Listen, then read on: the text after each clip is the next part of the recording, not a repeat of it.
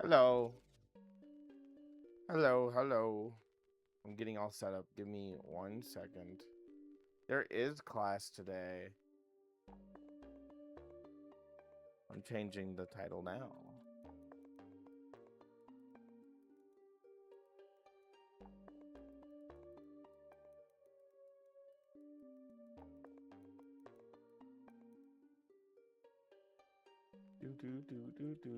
Do you guys feel very like you're learning? You're gonna learn?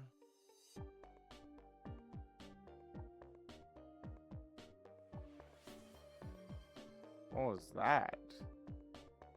Oh, thank you for the headpad. Bum, bum, bum, bum, bum, bum, bum, bum.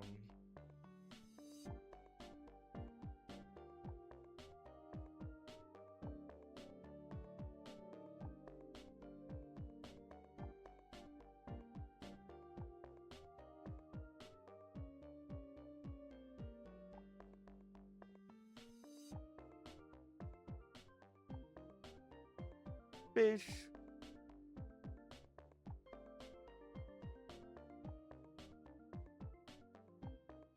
Fish. Meowdy, how are you? I'm good. I'm good.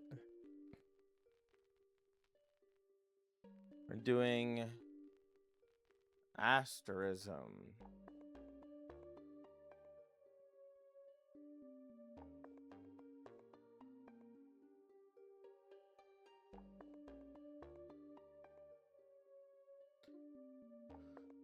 Do you guys know what asterism is?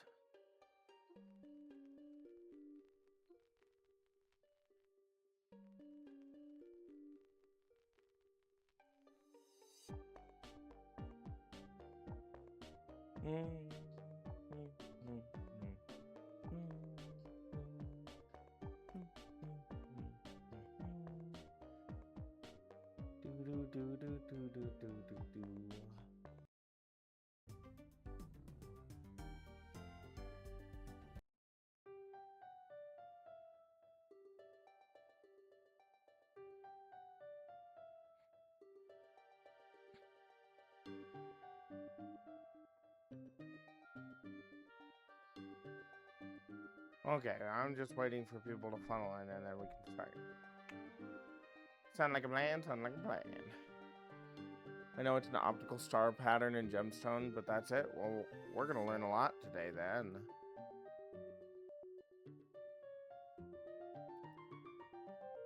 Boo, boo, boo.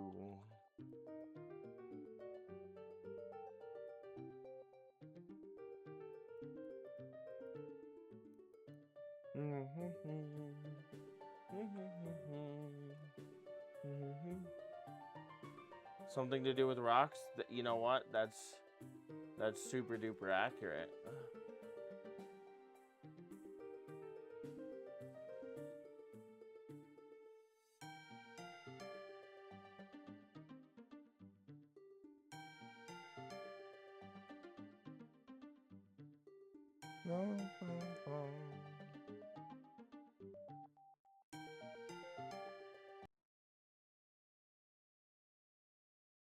Got my music back? Thanks, Jesus.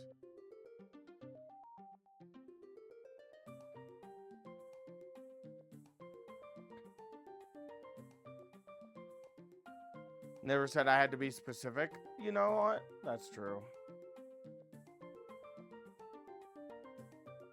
I'm a little late today, but Hopefully we can make it work.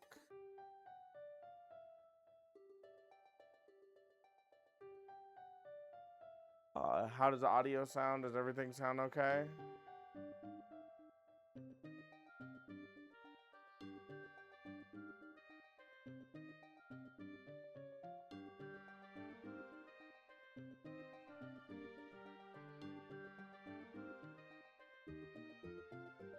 What's up? Not much. Doing my class. I'm just gonna wait a couple minutes and then we'll be golden. We're learning about asterism today.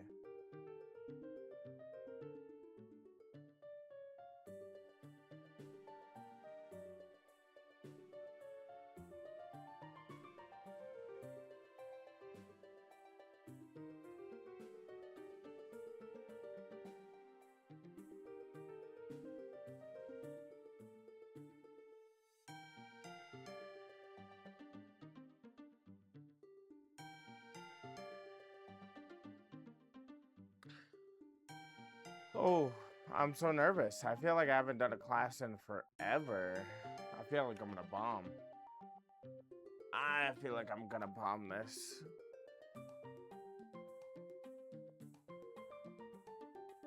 Hello, apricot.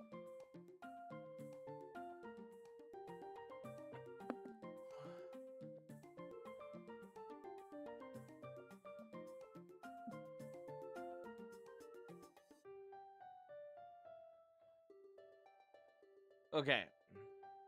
So, asterism, best way to describe it. Let me get my notes out. We can start pretty soon, I think. Do you guys think I'm good to start?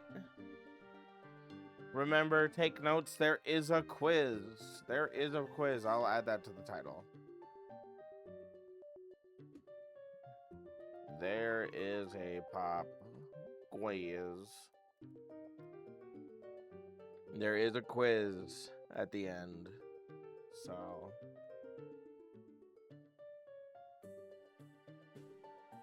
Okay.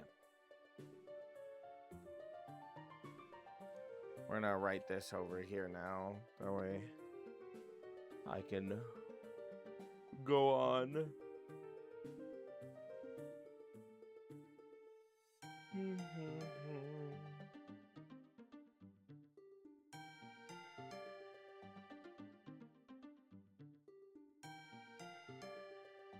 Okay, Asterism 101.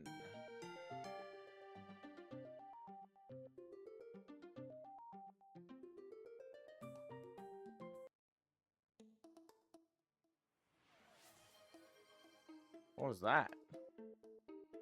Hey, thank you for the head pat. I appreciate that. Where'd my chalk go? Oh, there it is. Okay. So, asterism is what's called a rare optical phenomenon where star-shaped patterns of light, typically 4, but I will draw a diagram for you. So there's typically 4. Then there is very rarely 6. And then ultra rare, there can be a 6 on top of a 6, which makes 12. Okay. So stars are where, when we cut them in a cabochon, they show optical star rays. Right? Make sense? Okay. And these appear to float.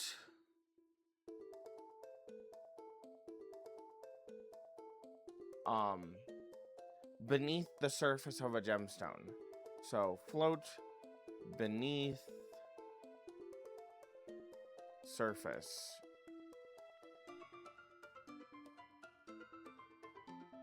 Okay. And then the glowing star shifts and moves as it is rotated.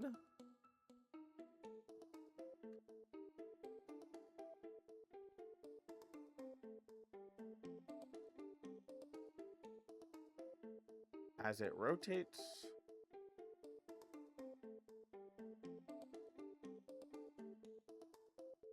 Okay.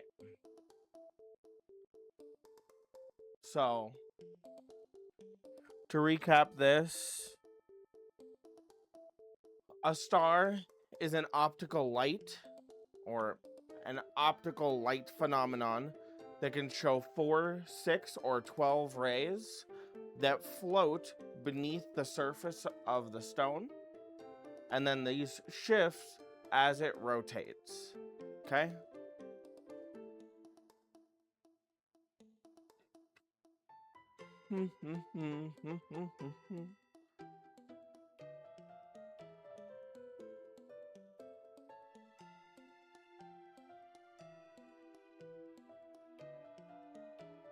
And then it's a little history stuff. We've known about these stones for 2,000 years, some of them at least. So they've been a thing in gemology for 2,000 years. And this starts with Paragetes? I forgot how to pronounce this. Paragetes? And he describes a description of what he called Asteros.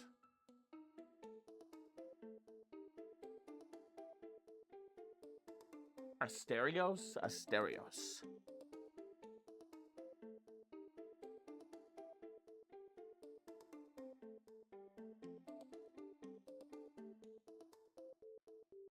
Sorry, I had to sneeze. So, Paragetes, however you pronounce that, describes Asterios in the 1st century, so in 1st century BCE.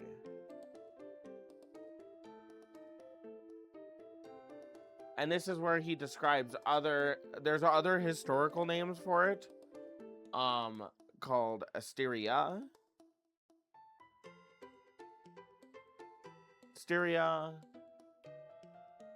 Asterius, and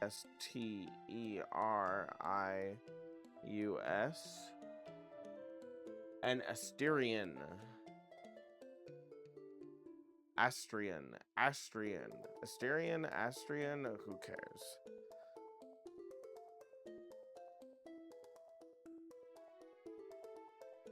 Okay. So, the term or knowledge of stars in gemstones is over 2,000 years old. It starts with this guy named Paragetes. No, I'm late to class. This is literally the first board, so I think you're fine. He describes a word called Asterios in the 1st BCE. Okay? And then there's other words to describe it. Asterius, and Asterion. Okay? Now, since we're talking about the Greeks,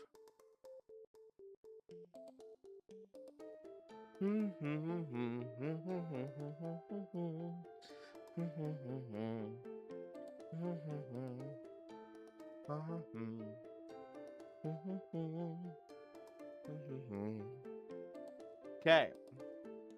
Asterism, the word A-S-T. Jesus, that hand tracking. Ugh. A-S-T-E-R-I-S-M comes from the Greek word aster. Okay? Equals aster. A-S-T-E-R.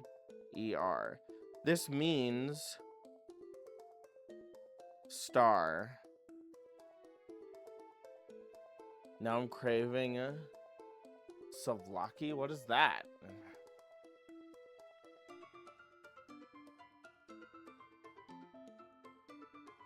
Okay.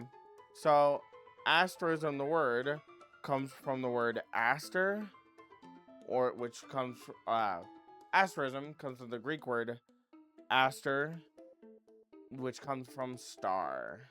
Okay?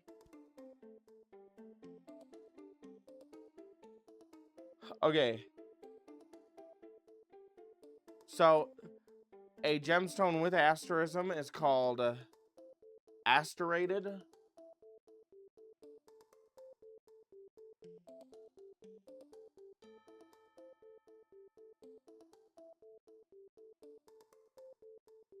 Or starred.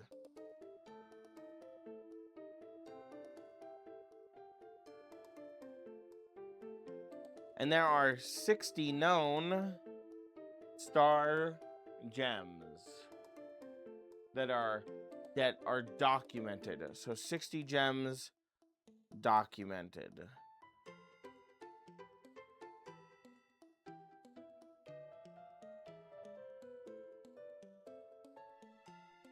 Okay, that's our first part of the class. What do you guys think so far? So what is a star? What is a star when we talk about asterism?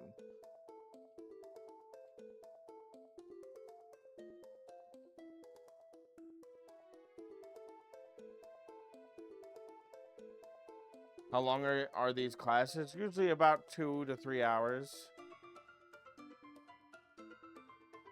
Good evening, lad. Sorry I'm late. You are fine. You got this. Okay, what is a star, chat?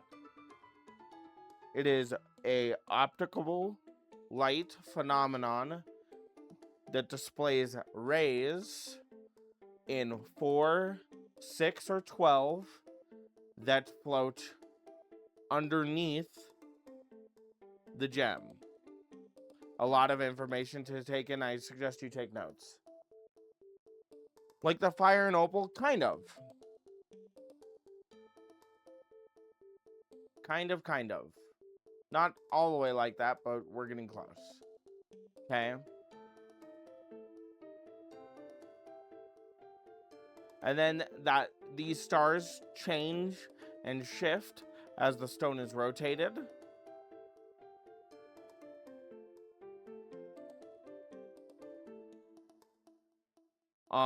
And then star gems have been noted for about 2,000 years, starting with Pyrgides' description of Asterios in the 1st century BCE. The name changes over the years to Asteria, Asterius, and Asterion. The word asterism comes from the Greek aster, which means star.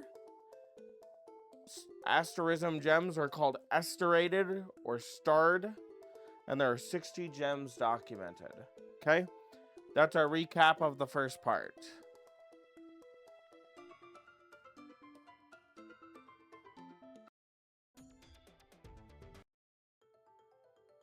Okay, we're going to move into the second part.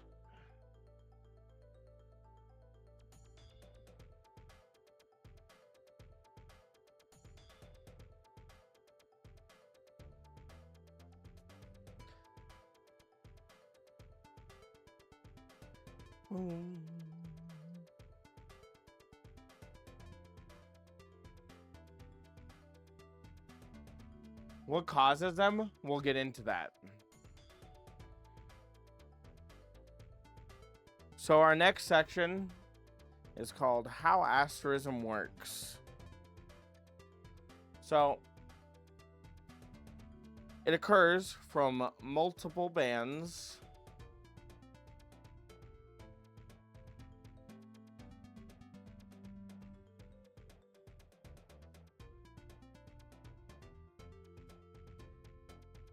of chatoyancy. We call these cat's eyes. Of cat's eyes, or chatoyancy, but you could just write cat's eyes, and they intersect.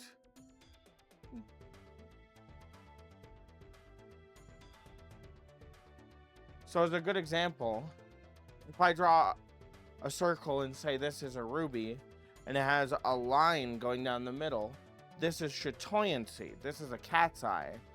But if I draw this, if I have the same ruby and it has lines that intersect, this is a star. Okay? Make sense?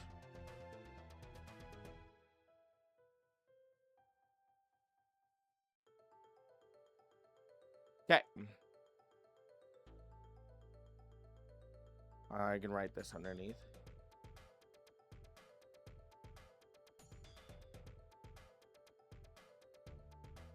Okay, cat's eye, star. Okay. These bands are caused.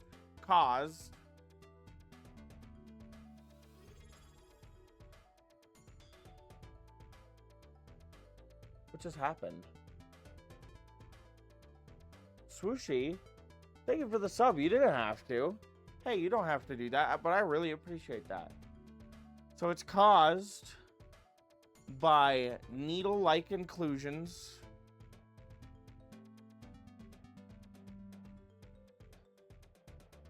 Thank you again, Swooshy. Needle-like inclusions.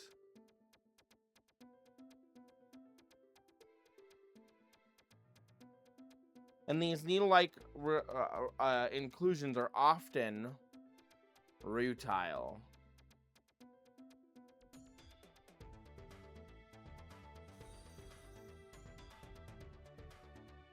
Thank you for the follow. Thank you for the follow, Arctic. I really appreciate that.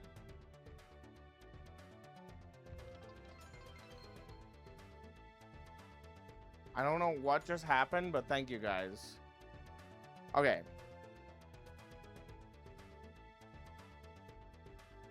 And these are arranged in two to three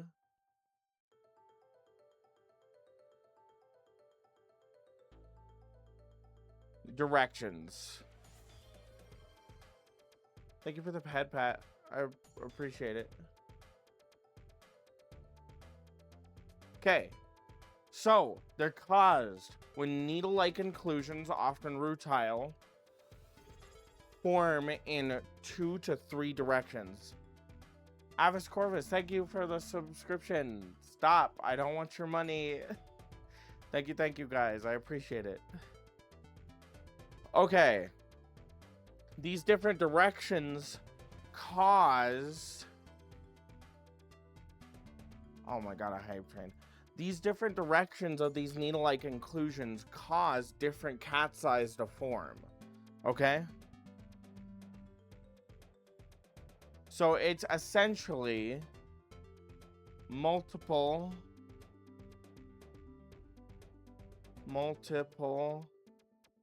cat's eyes. Multiple cat's eyes that crossing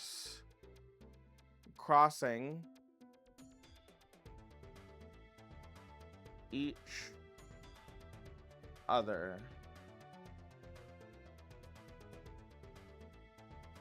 Boom. I'll give you guys a chance to write that down. But you guys don't have to give me money. You guys don't have to give me money. I appreciate you.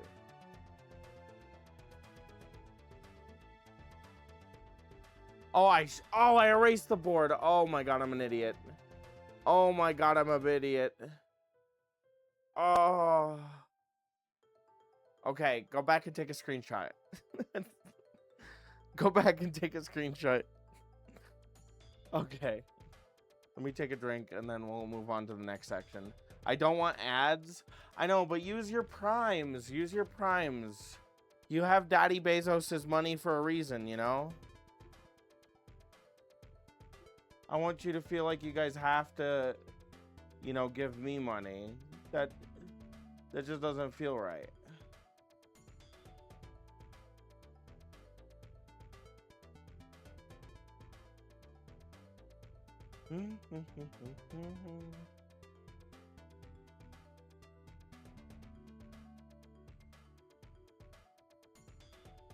Okay.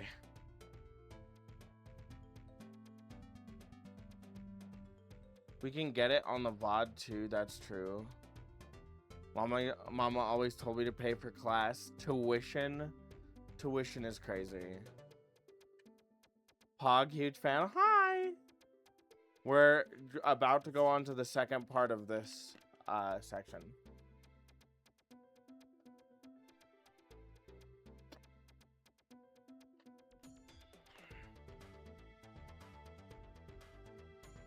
Okay.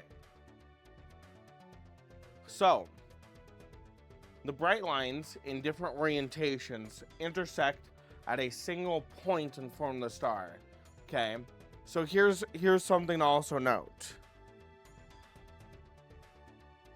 This is a star, right? This is what would happen if a star was cut wrong, right?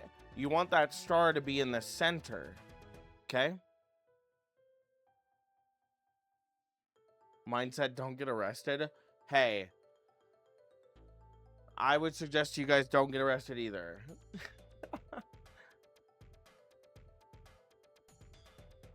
So this is important because, for example, garnets and spinel, even if they form the needles in cubic minerals like garnets and spinels, they cannot be coplanar. Sorry.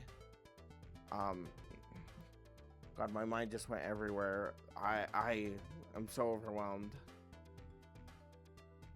Spinel, coplanar. So they don't star like rubies and sapphires. Okay, now I'm going to explain the term silk. What do you guys think silk means in the gemology world? What do you guys think if I say this gem is silky? What does that mean? Garnet is cool. Smooth. So it is a term for fine needle like rutile inclusions. God, I'm so bad at writing today.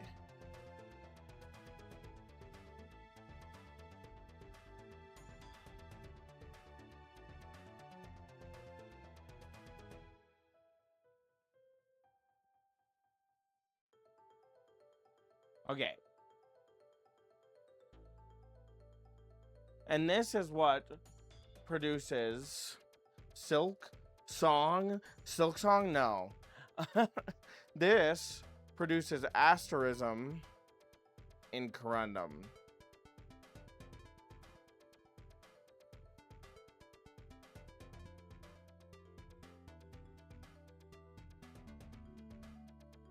They're long, thin, intersecting inclusions of the mineral rutile, which is called silk. Okay?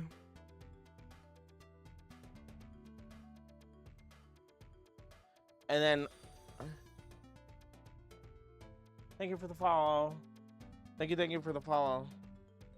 Garnet is not related to corundum. We're talking about an optical light inclusion. There are star garnets and there are star sapphires and rubies. We're trying to figure out the difference. So silk would be if we refer to, like, if I say this sapphire has silk in it, it would refer to fine needle-like rutile inclusions. Now, to preface, not all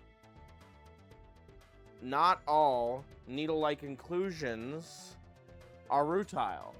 So they're not all rutile. Okay? While rutile is the most common, so rutile is common, RUTILE equals common.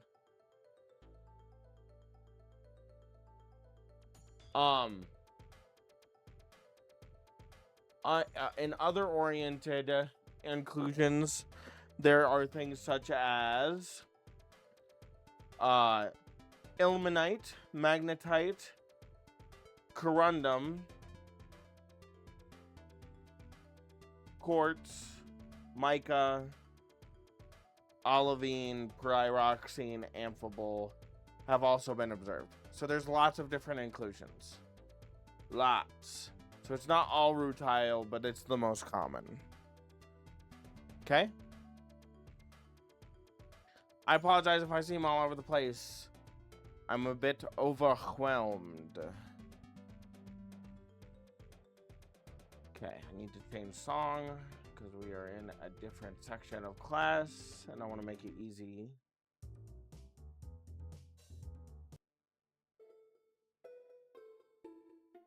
Okay.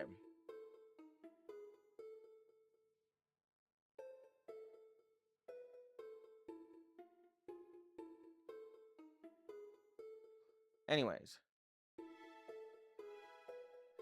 Okay. So now we're going to do how many rays crystal symmetry determines stars. So one of the most important concepts in asterism is the number of rays in a star is not random. It is determined directly by crystal system. Guys, name a crystal system. If you've been here before, name a crystal system. We've talked a lot about crystal systems. Okay? There's, we have our tetragonal, our hexagonal, our cubic. We have our orthorhombic, our monoclinic. Hi, Mr. Hypostome. Yeah, orthorhombic. Orthorhombic is one of our crystal systems. And this directly correlates with how many rays a star can have. Right? So, for example, things with 4 stars or chatoyancy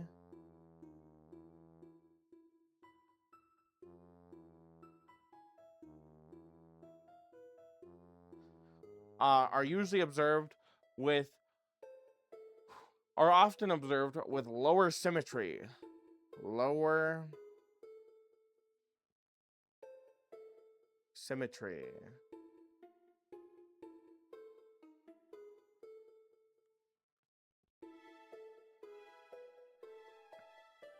And this will be things like crystal barrel,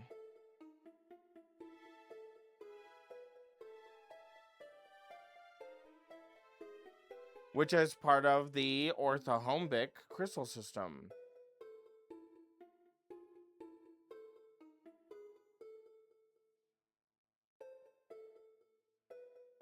I'm learning so much. Oh, a word I know, chatoyancy. Yeah, chatoyancy. And diopside,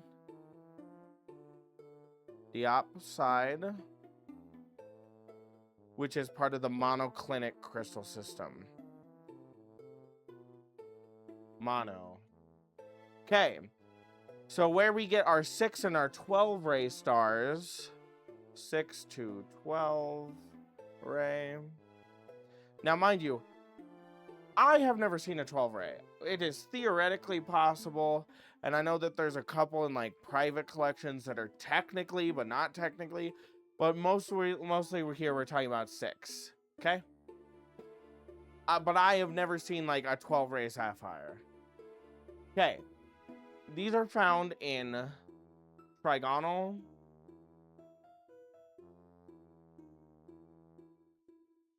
and hexagonal minerals.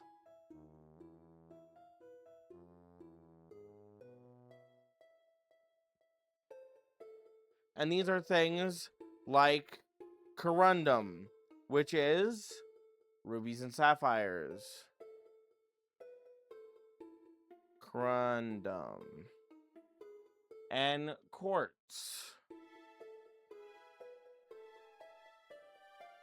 And oh, did I put an S on there? Oh, I'm so stupid. Quartz and emerald.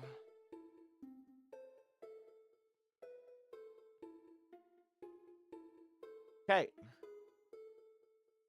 So to recap, we know that the amount of rays in our stars is directly correlated with the crystal system. 4 rays or chatoyancy, cat's eyes, single rays, are usually often found in lower symmetry, such as crystal barrel, which is the orthorhombic crystal system, or diopside, which is part of the monoclinic crystal system. 6 and 12 ray stars are part of our trigonal and our hexagonal crystal systems. And these are minerals like corundum or quartz or emeralds. Okay? How are we feeling so far?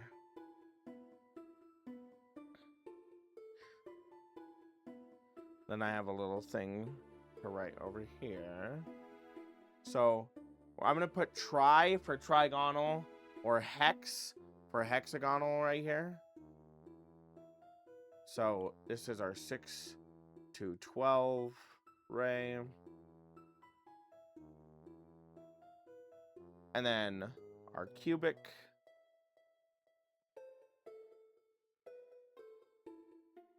These usually, so cubics usually don't have a centered star. They have a network of 4 rays. Network 4 rays. Okay. Orthorhombic, we're going to use orth for orthorhombic is for 4 rays. And mono is for 4 rays. Okay. I like emeralds. The real earth-grown ones, not the lab-grown ones. They seem sus to me. See, I personally hate natural emeralds because they, how to say this? How to say this? They get filled with oil, and I don't like that.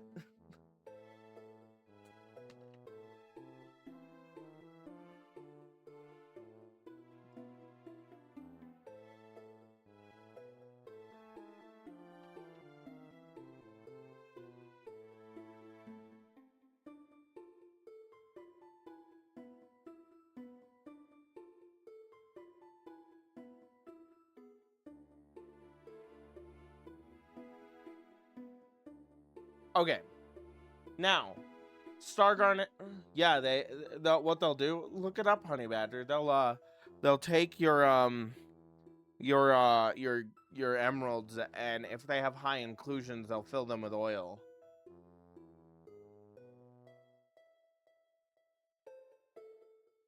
Bum bum bum bum bum bum bum bum bum bum bum.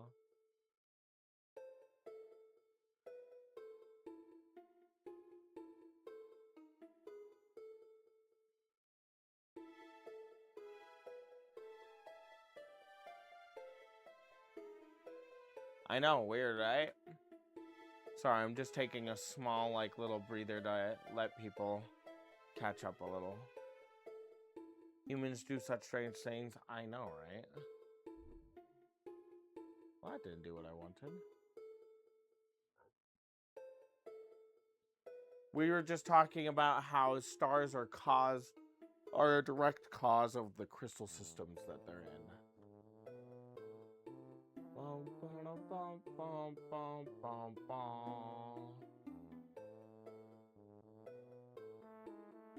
Okay. Now, this is why, for example, this is why garnets are different, because they're part of the cubic system. So they have a network of 4 rays. That's why garnets or star garnets are usually cut in spheres, because the stars tend to rotate across the stone, unlike other stars. And then for our 12 ray stars, 12 rays are usually made up of 2, 3, or 6 intersecting bands. These result in, stars are usually made up of 2, 3, or 6 intersecting bands, resulting in 4, 6, and rarely 12 rays. A 12-rayed star in corundum occurs when 2 complete sets of silk needles are present and are oriented 30 degrees apart, right?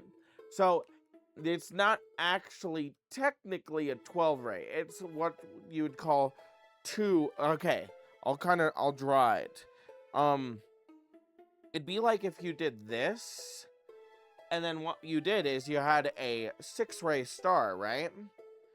But then, while it's forming, it has 2 sets of needles, and we offset that other set, so there's another 6-ray just underneath, right?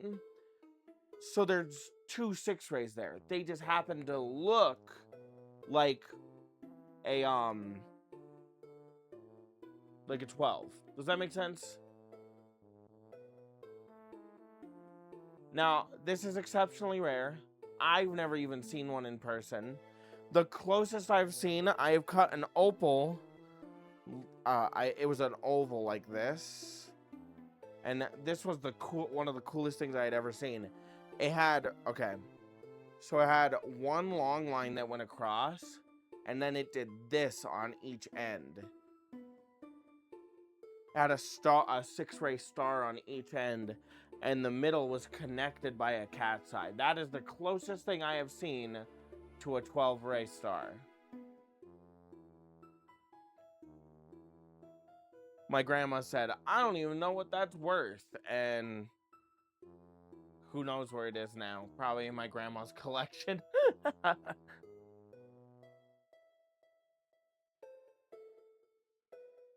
Okay, we're going to cover one more thing, and then what we might do, we might take a small break, because we are on, what page are we on?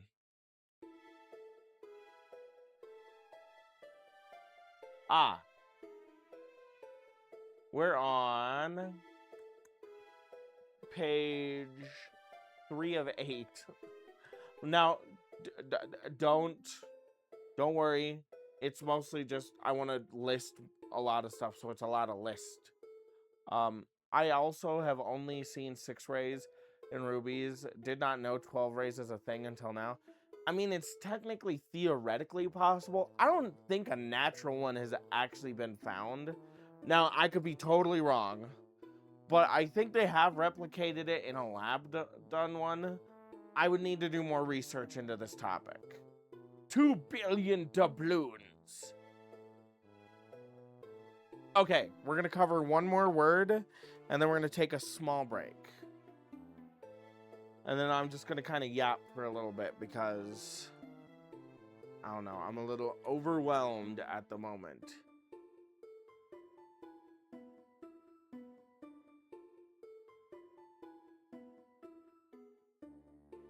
Oh god, I can't see. Ugh! God, I did a terrible job on that. There we go.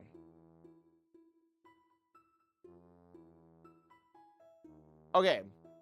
Asterism means star reflected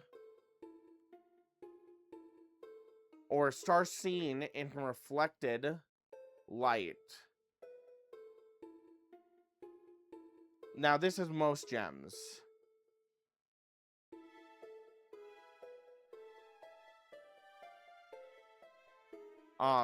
So epiasterism means it is a star that is seen in light. Okay? And then there's one called diasterism.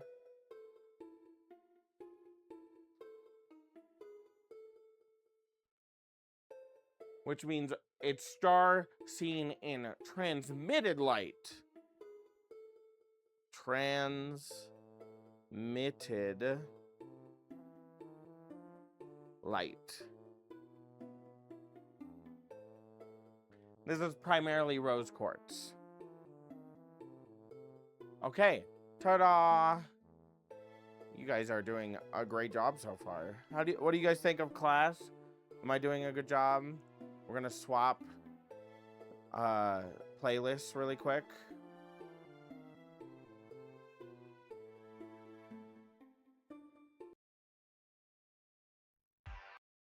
Oh, that was loud. Oh.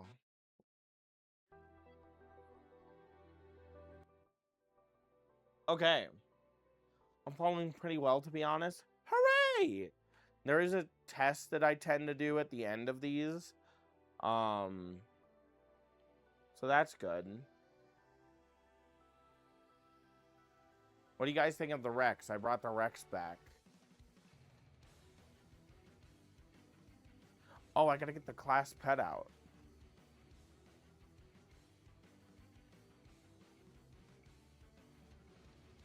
I don't know if I have him on this. No! I don't have Rocky on this Abby. I'll have to do that.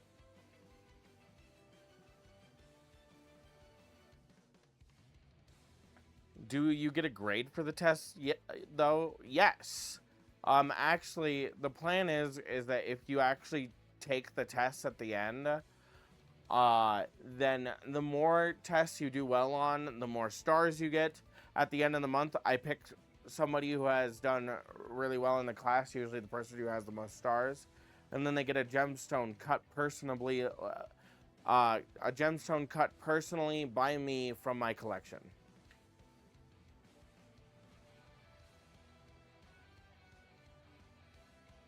I think it's good so far. Feel bad for missing a chunk of it. I mean, it's not bad.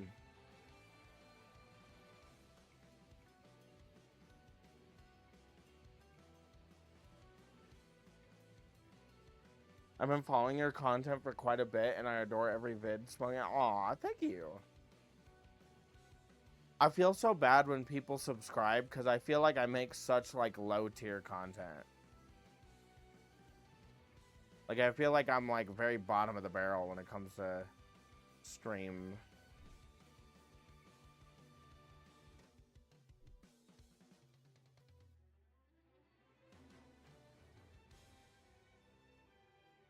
This is high-tier content? Maybe.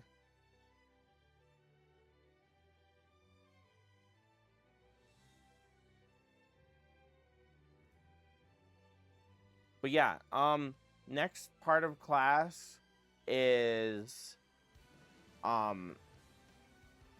we cut stars. Then we have all documented asterism stones. And then I can kind of go through some rare varieties. And because I have them divided. I have them divided as in common, then like stuff that you could find but is not too common, and then like your exceptionally rare, like one of a kind pieces that have been documented but never, like, you know, I've never seen one. And then we'll probably write a couple little stuff about it once we get to the amount of like just talking about the gems themselves. Hi, Wormo. Oh my god, it's Wormo. Hi. Wormo is one of my favorites. Not only high tier, but also Rocky tier. Yes. People out there streaming while in diapers, bro. There are so many worse streams. You are valued and treasured. Your content is wonderful. Oh, thank you. You learned how to tap dance? Oh, this is bad. I need video proof. You know that. You know that. I know what you're referring to, and I need video proof. Okay. I'm gonna clear the bowl. Kidding, I lied. Exactly. Wormo. Okay. This is the grossest thing Wormo has ever said to me. Wormo's like, will you cut a gemstone out of a kidney stone? Because it's like, haha, it's like a stone. And I said, sure, bro, learn how to tap dance. So if they ever send me a video of them tap dancing, I'm cooked. It's over. It's Jover.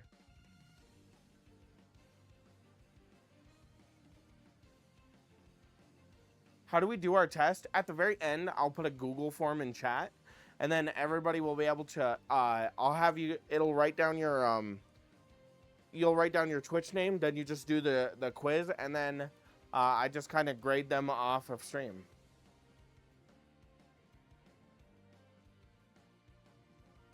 Nah. Wormo was onto something. Listen, until I get that fucking video of Wormo tap dancing, I'm never doing that.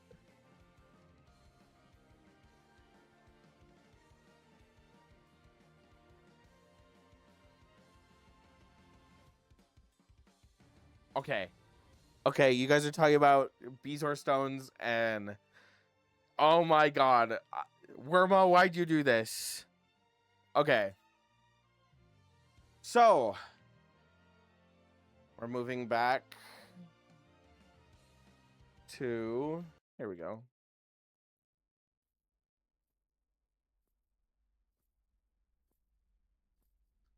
Okay.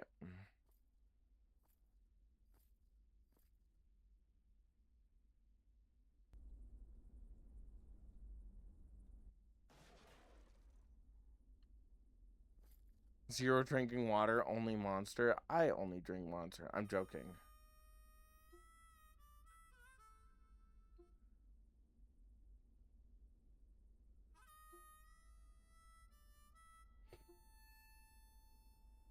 Ugh. Kidney stones have a Mindat page? Guys! I'm joking.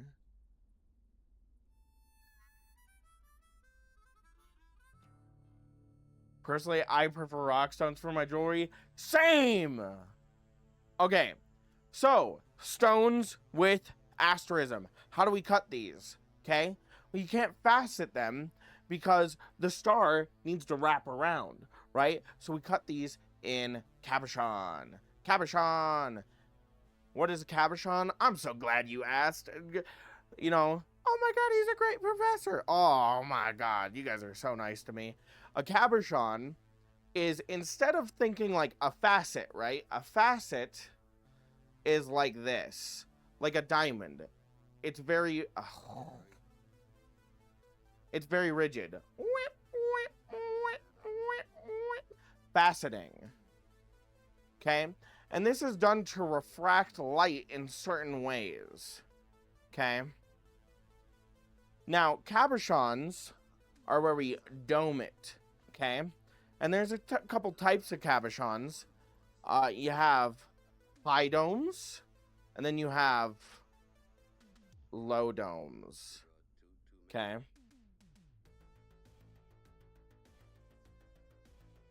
Okay? Now, I haven't seen any starstones cut. I'm putting a whoopee cushion in your chair. You know what? I'm flunking you. Oh my god. I've been thinking about this. Okay. Slight tangent. I wanted to do this thing where if somebody gets banned in chat, because, you know, as you grow, there's going to be problematic people, you know, obviously. When somebody gets banned, I'm like, go to detention. And then the classroom changes to like this dark gray place and we do a trial. I think that would be funny. High domes are so uncommon. I actually specialize in cutting high domes.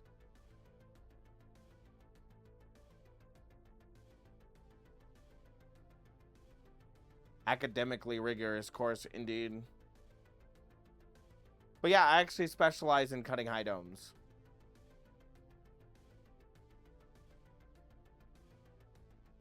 Make them practice on kidney stones.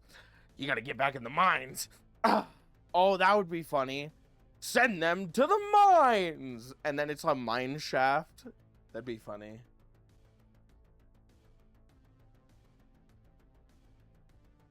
Okay. But yes, the more, okay, here's a good rule of thumb. The easier a star is to see in the most variety of light, the more expensive it is. If it's dim and requires you to have like a flashlight to find it, it's not very expensive. But if you can see it in most all light, and you can be like, ooh, ooh, and you know, that's a good stone. Got it. I think we understand each other. So you want your star to be sharp, you want it to be defined, and you want the cut to be good, right? Some star garnets are usually cut in really high domes. Hi, Pink.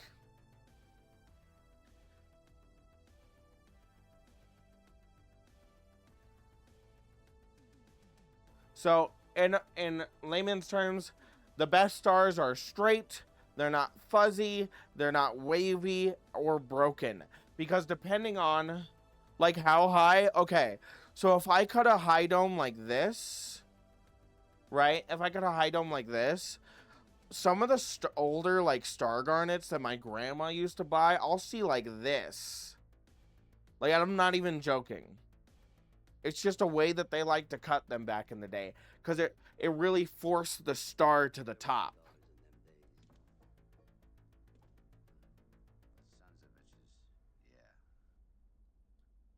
Okay. Are you guys ready for some rapid fire?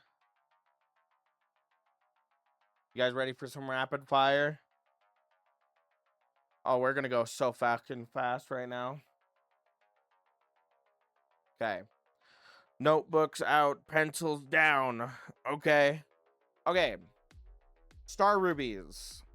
And to preface, I'm just writing star at the beginning, but think I'm gonna say star at the everything of it. I'm just gonna write the thing. Okay. So star rubies, right? These are 6 to 12 ray, theoretically. And this is caused by rutile. Okay. And this is the rarest major commercial star. Okay. Then we have star sapphire. Again, these can come in 6 and 12 ray stars. This can be formed by rutile silk or hematite. So rutile or hematite. Hematite. For black star sapphires.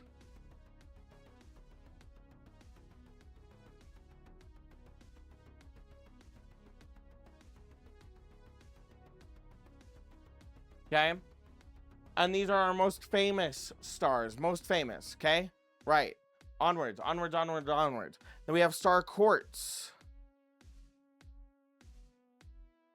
Now this forms 6 ray. And these are usually what we call epi. What is epi?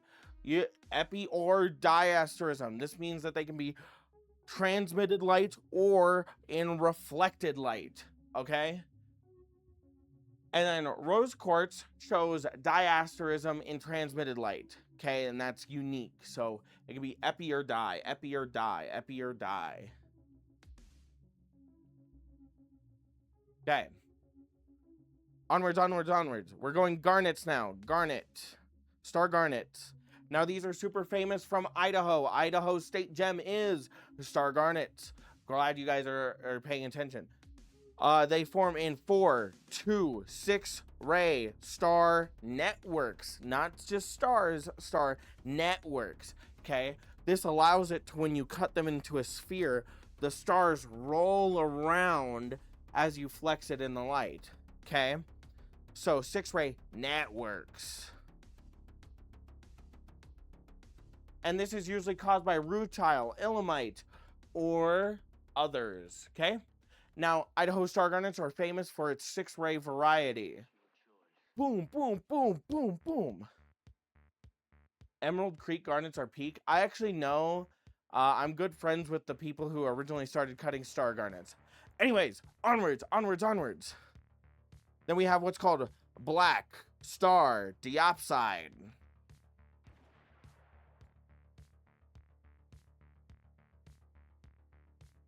Okay? And this is exclusively foray. Okay? And this is caused by magnetite. That's spelled M-A-G-N-E-T-I-T-E.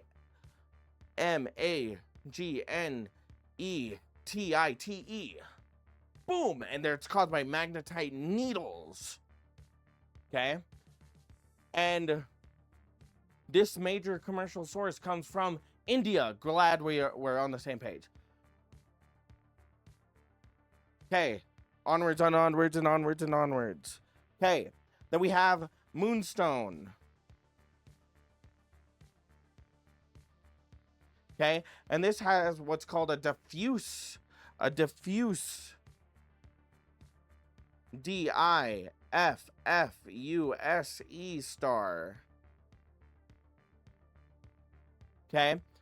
And this is caused by internal structure reflections. Okay.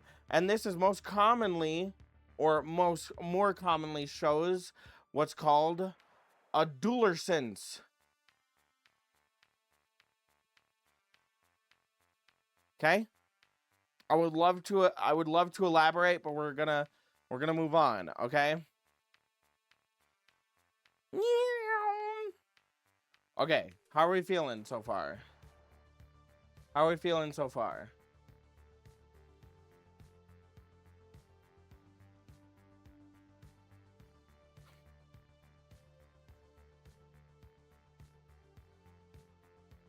I'm feeling educated. Good.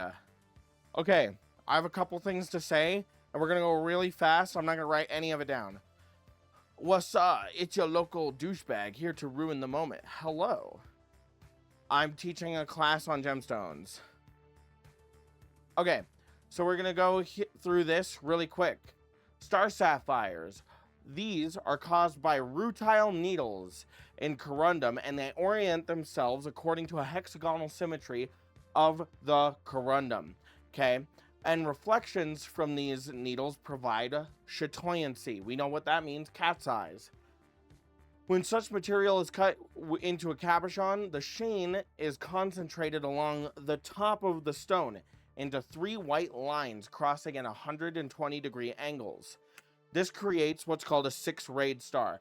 Very rarely, there are 2 distinct sets of needles. This is where they stack on top of each other, and they orient into a first and second order prism that are 30 degrees apart. So imagine they're stacked on top of each other and offset, and this results in a 12-ray star. Hematite inclusions are cause asterism in black star sapphires, and the sapphire's color is actually more of a yellow, green, or blue, but the inclusion make it dark brown or black. Okay? Get all that.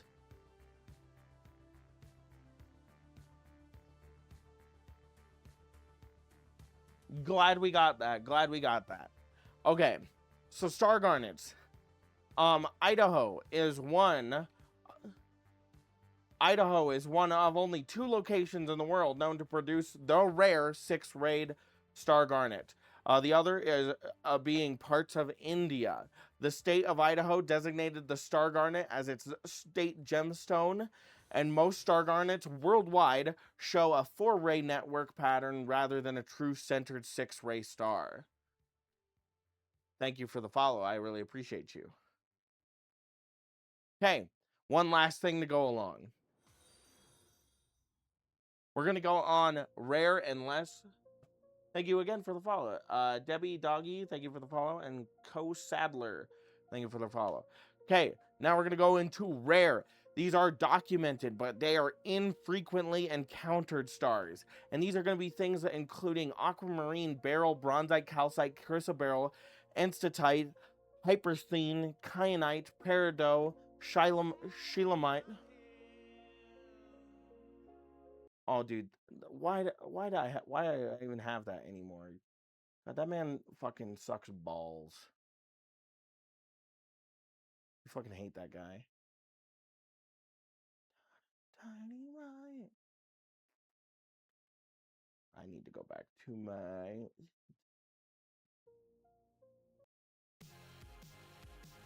Jesus. That's so loud in my ear, guys. It's pronounced peridot? No. Oh, well, it's pronounced both ways. It's pronounced both ways.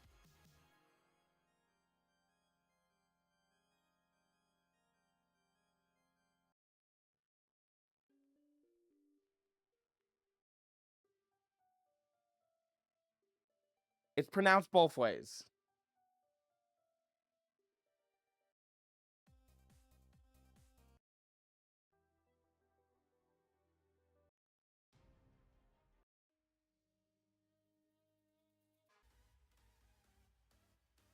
What the fuck is this playlist? Okay.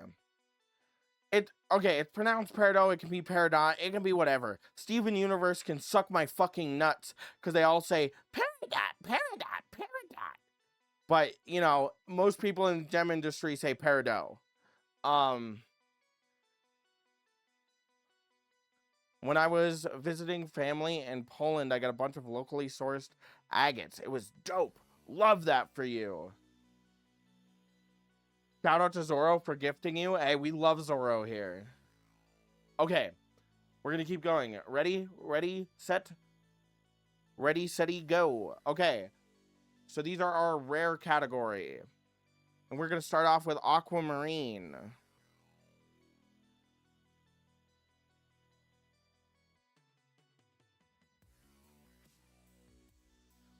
These form 6-ray stars, and they the same rutile mechanism as other barrels. Okay, so then you have regular barrel. This would be common, or pure barrel, which I guess would be called like this would be your things like goshenite, red barrel, emerald, so on. And these form 6-ray as well, and these are also caused by rutile. Then you have something called bronzite, B-R-O-N-Z-I-T-E. Bronzite, which forms 4 rays, and it's part of the orthorhombic crystal system. Or, sorry, it's an orthopyroxene. I read that wrong. Orthopyroxene. While I would love to get into that, we don't have time. Okay? Write this down. Write this down. Take a screenshot. Write this down. This professor dressed fruity as hell. I will be as fruity as I fucking please.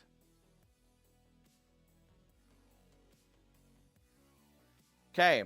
Then we have something called star calcite, which is variable. And this is extremely unusual, given calcite's perfect cleavage. So these are super rare. Then we have star chrysoberyl, barrel, and these form 4-ray stars. 4-ray. This was first reported in 1937 and is amongst the rarest in collections. Then we have star enstatite, E-N-S-T-A-T-I-T-E.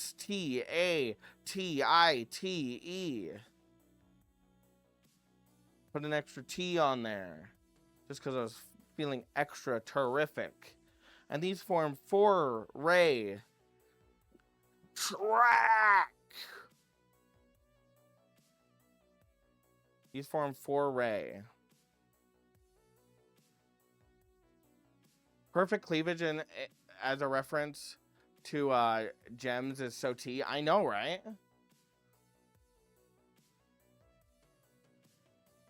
There was some rocks, some were shiny. That's about it.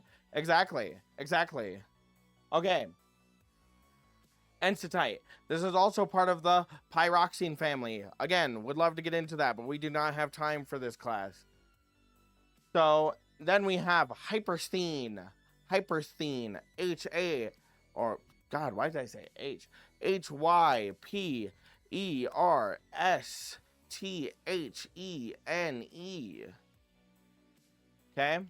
And these form 4 rays. Okay? Then we have kyanite. This is spelled like cyan with a K. Kyanite, 4 rays.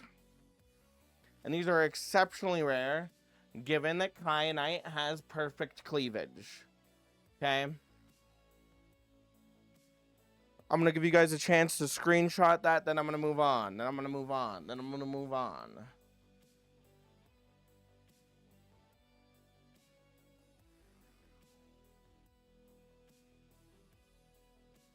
What I missed, we're talking about asterism.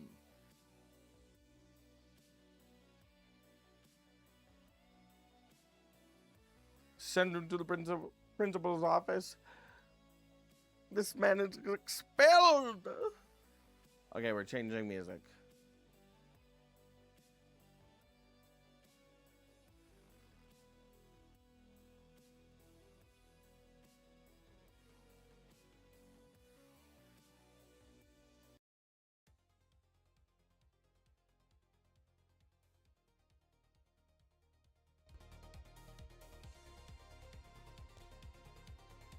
You guys excited? You guys excited?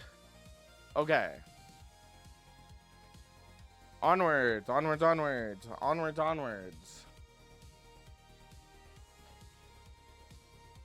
I'm not saying it. I'm not saying it, Peridot. It's Peridot. Star Peridot. Okay, Star Peridot.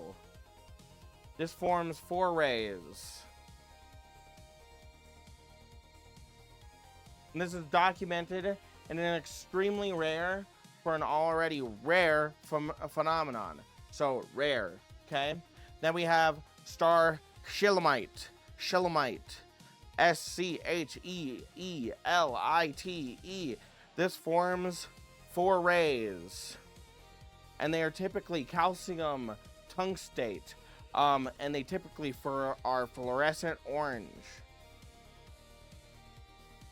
Then we have scapolite. I'm not saying it that way either. I'm not saying it that way either. I've been off and on my computer. How about this? You guys can take the test, but use the VOD. There you go. Okay. Scapolite forms 4 rays. Okay. And this is seldom seen with asterism. That's why it's rare. Okay, then we have star Spinel. And these are in the network family, like garnets. Then we have star Sunstone.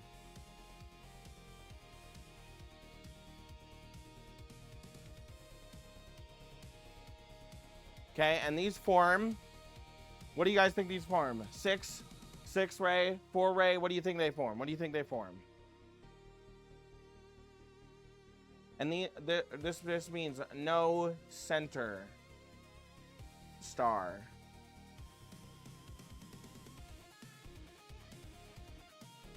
Three, 6. Nope, it forms 8. 8 ray.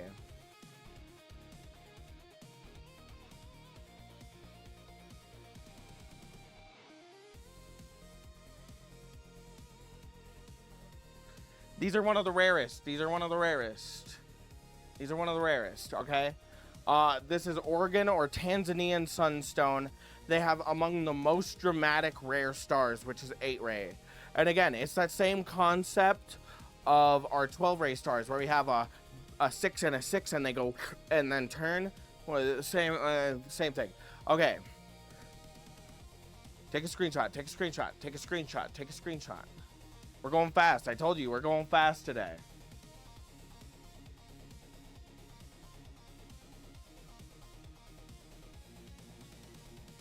Okay, perfect. Now, we have some things to talk about really quickly, and then we're going to go into the extremely rare, one-of-a-kind, unique stars that still have documentation, but are like near one-of-one specimens. Okay? So, star Spinel, like star Garnet, is cut as a sphere to best display the moving network of stars that spread across the surface. Single star-centered cabochons of spinels are essentially impossible due to the cubic crystal system. Got that? Okay, now we're moving into extremely rare one-of stones. Now this is going to include things like alexandrite, amazonite, cordierite, apatite, star diamond, which is econite, emerald, corner upine, kunzite, labradorite, opal, parasite, preonite, rhodochrosite, rhodonite, rutile, serendite, fibrolite, or that's also called sillimanite, and then spessartine, which is another type of garnet, taphite, tanzanite, topaz, tourmaline, and zircon.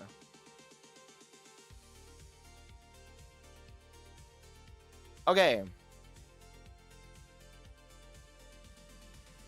So, star alexandrite. Now, all these probably won't have a lot of information on the type of stars that they form because they just are so rare. Okay, so star alexandrite is super rare because you would combine two of the rarest phenomenons in stones, which would be it color changes and it stars. Color change and star.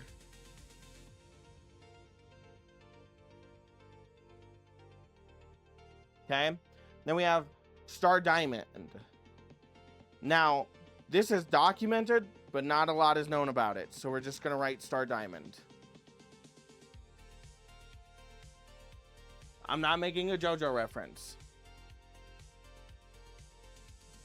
Okay, then we have star tanzanite. Tanzanite. And this is exceptional rarity. Tanzania produces only a handful of documented specimens.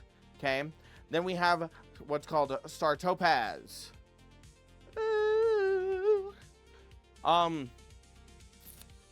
Now this is rare because topaz has perfect basal cleavage. So that makes the survival and cutting extremely difficult. So specimens are rare. Okay. And we have our star tourmaline. Okay. And these are documented.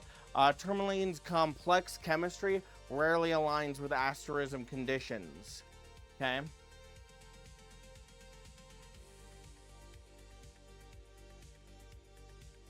Okay. Screenshot. We have four more.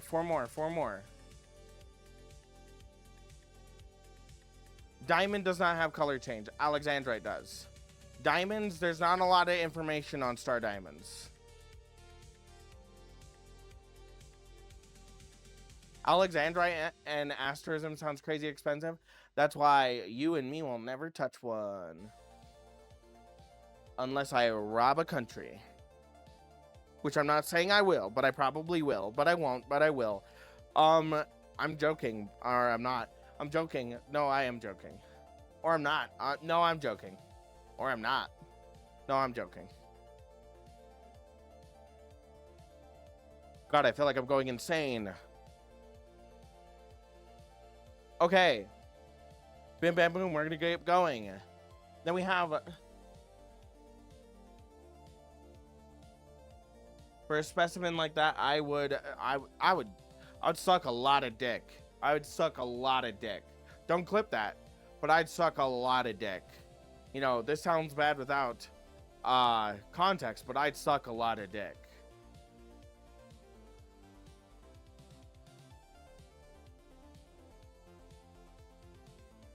Okay, star rhodochrosite. There is a 15.51 carat specimen from the Sweethorn. Sweethorn. Horn is spelled H-O-R-N-E. Oh, sorry. I misread that. Sweet home. Sweet home, Alabama. Home. I'm sure you guys can spell home. Sweet home. Mine in Colorado. Mine Colorado. Colorado. Colorado.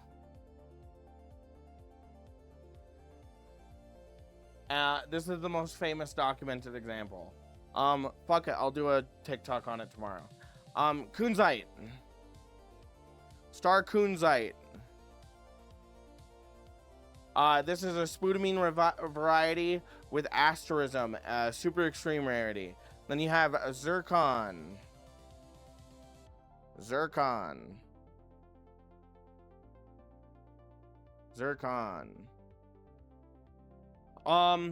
Zircon's radioactive decay often destroys inclusion networks over time. So that means if they do have stars, you would never know. And then there's one more. Opal, star opals.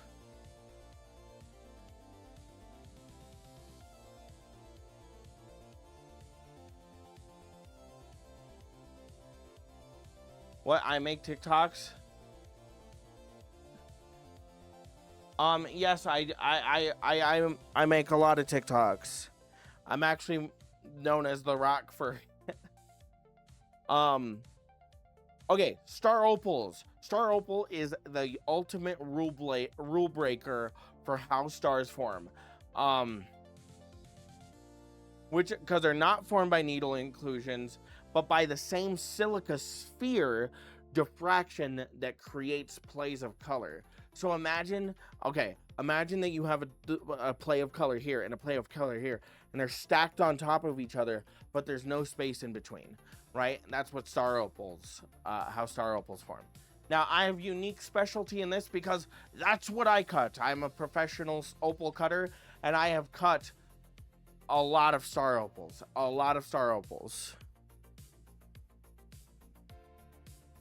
My family's mine actually pulls like the most star opals.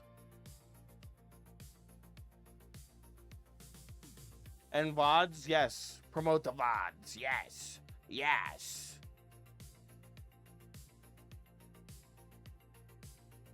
Okay, we're gonna take a small break. Oop, something was right there. Small break. Kobe, thank you for the follow. Thank you for the follow. Your family's mine. I'm getting lore. Yes, my family owns the largest opal producing mine in North America.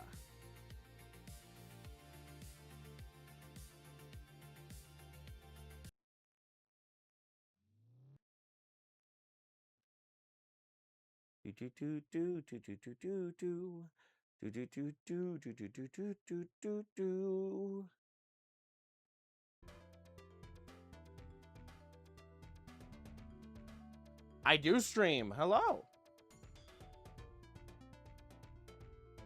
How much have we got left? Let me check. We have treatments and synthetic stars, and then we have value factors.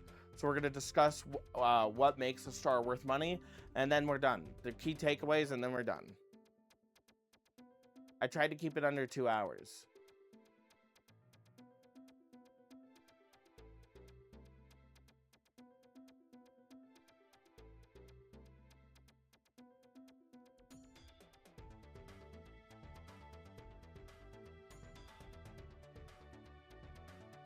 Any questions for me? Any questions for me? Sorry, I just need to take a break to take a drink.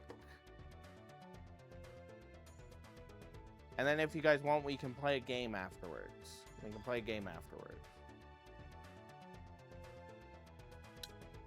You're gonna have to lock in at takeaways. Yes, you will. Yes, you will.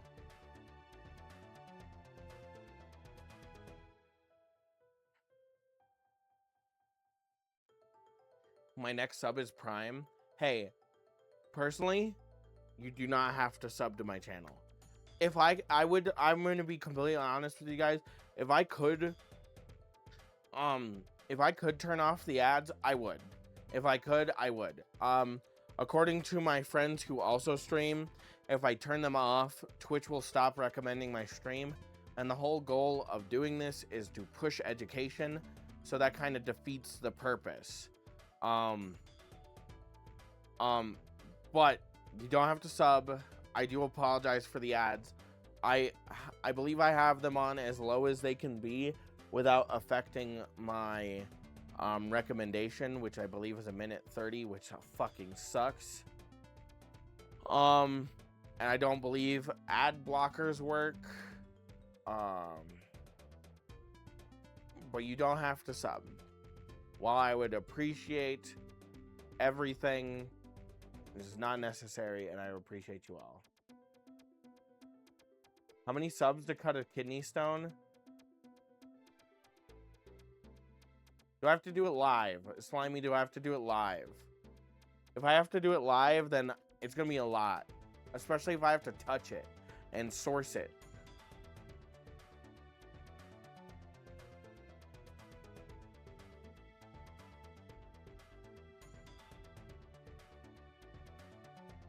I'm not doing it for 100 subs. You couldn't get me to touch it for 100 subs. I do it for like 250. And then I would make... I'm fine with Beezor, not kidney stones. No, I'm not fine with Beezor either. Sourcing will be the rough part. Exactly. Actually, no, I think I could go on eBay and buy that. We will get a GoFundMe set up for this goal. No, we won't. No, we won't. I know this is nasty. That's why I'm not going to do it. That's why I'm not going to do it. Beezor. I believe that's...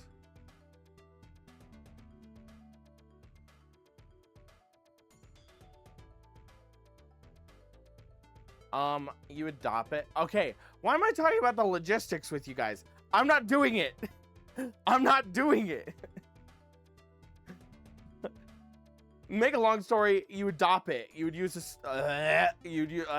No, I'm not doing it. How's the Discord coming along? Good. We're making really good progress on it.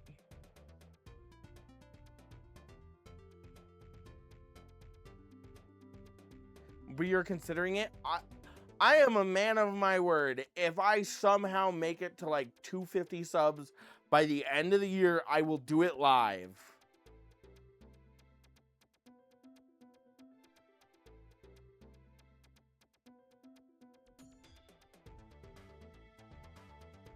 It's not even like Amber.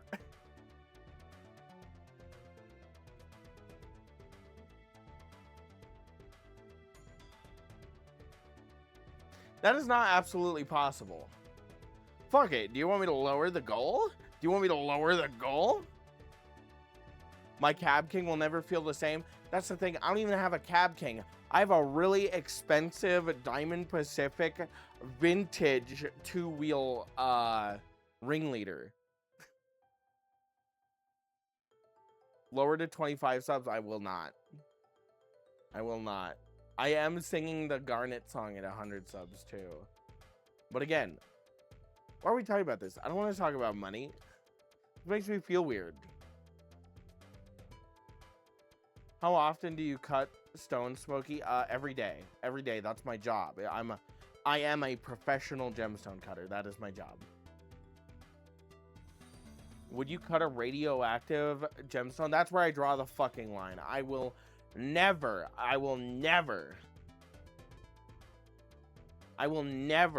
cut radioactive gemstones. That is like my far, far, far limit.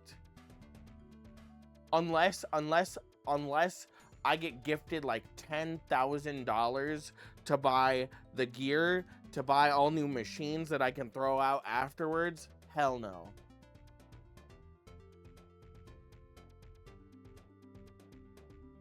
Okay, it's not technically scary, but it's the dust that's scary. What if it's mostly alpha particles? See, that's the thing. I don't know a lot about this. A lot. I just know, ooh, it makes the meter go up. That's spooky.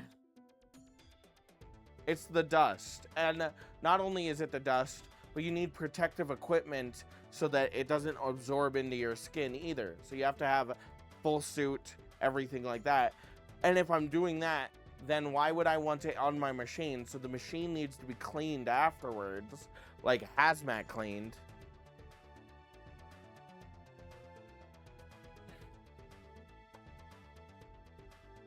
Bad chat.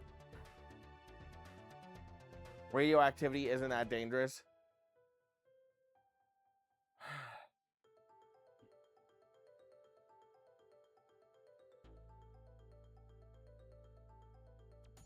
Why would you even want a radioactive gem anyways?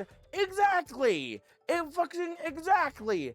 Most people, okay, you guys we can do a class on this. Do you guys know that there's a big thing with, like, you take radioactive glass and you recut it? They like to facet it. I saw a guy facet one with a spider in the bottom.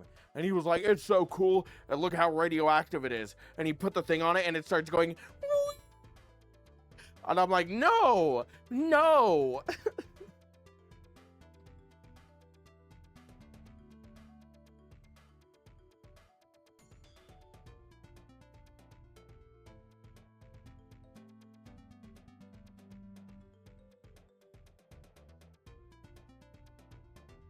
See, that's the thing. It's the cutting that's the dangerous part. It's not the having it that there's the part, it is the cutting part. That's where I draw the line. I would have radioactive, like cool, like, ooh, look, it's all kept safe. But cutting it is different. That requires a lot of specialty equipment and it requires a lot of safety.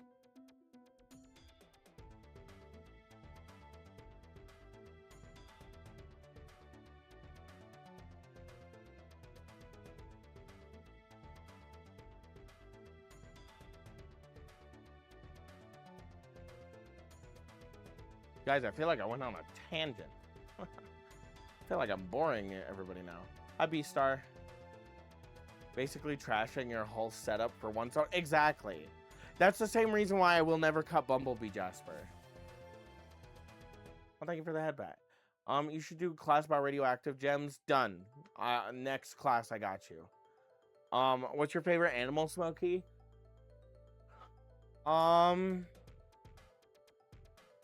Well, my favorite animals are werewolves. I'm joking. I am a big... I'm a big moth fan, unironically. Like, I have a big moth obsession.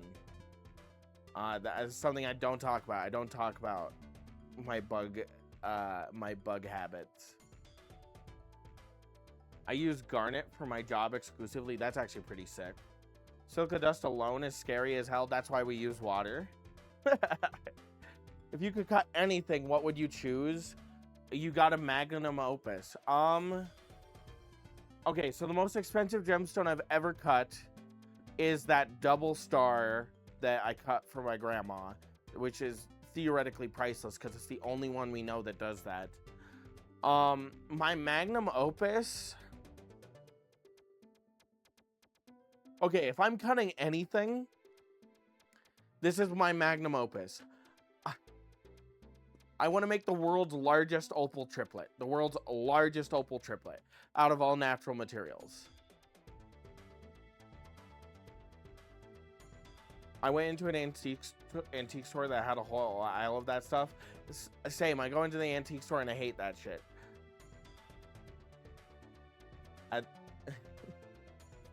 This reason I just tell them no, yes. Doing lines of radioactive dust. Oh, I'm gonna turn into the Hulk.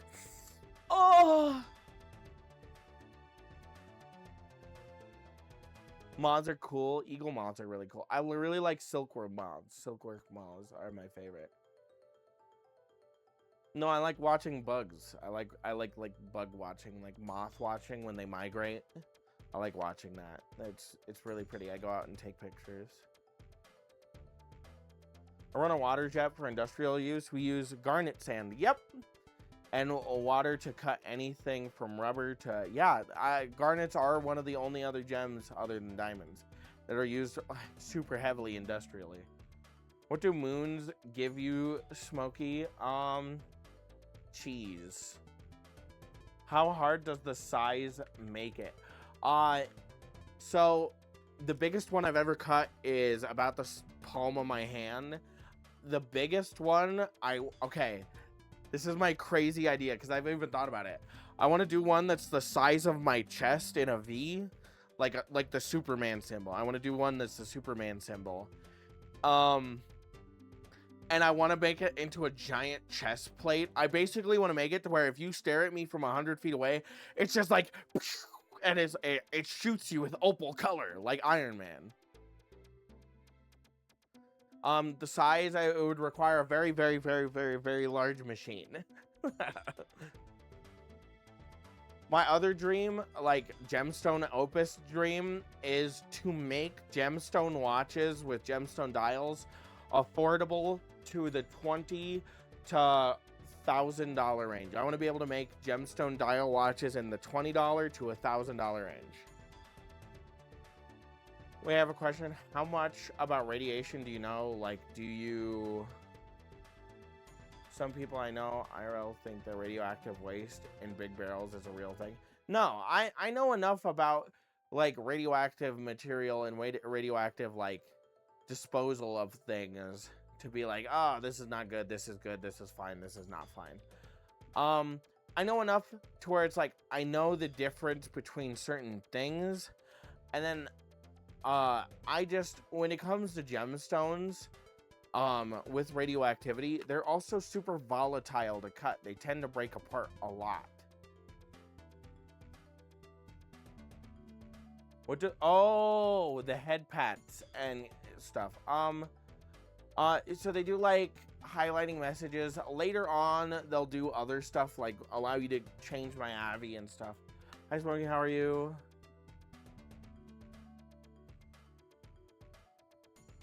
And call you Sage. Oh, nice.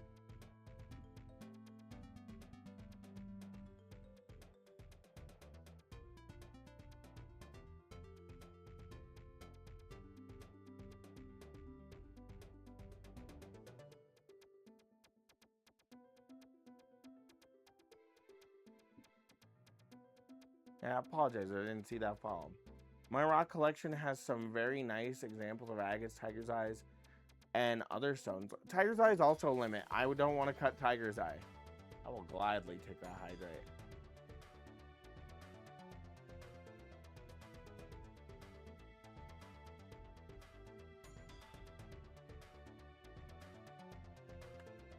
Yeah, I make opal watches right now. Like, I've done an opal watch, Bruno Jasper, Biggs Jasper. My personal watch that I wear every day is a Tissot PRX with a custom Biggs Jasper dial. And the Biggs Jasper in it is first vein. Can't mine it ever again.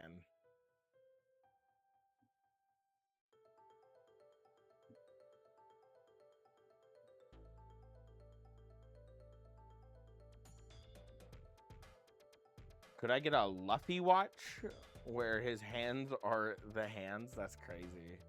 Probably. That'd be really hard.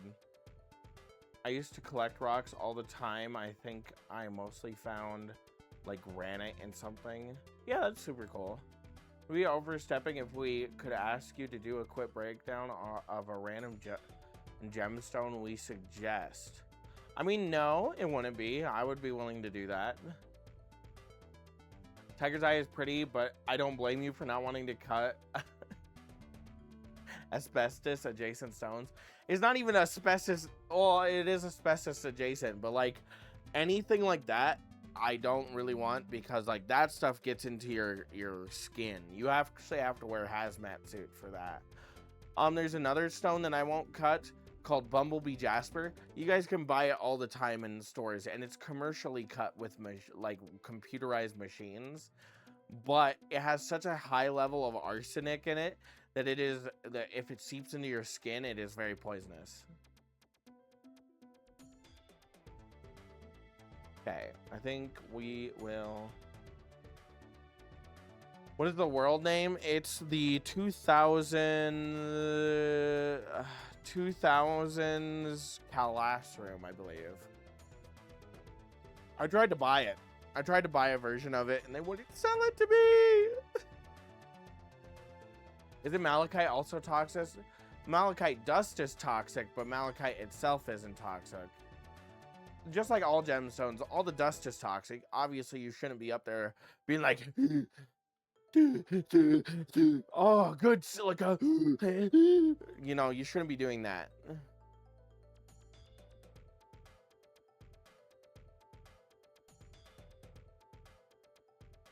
I mean, once it's cut, it's fine, but you shouldn't be like up there huffing the shit out of it, you know. Okay, onwards and upwards. Bing, bing, bing, bong.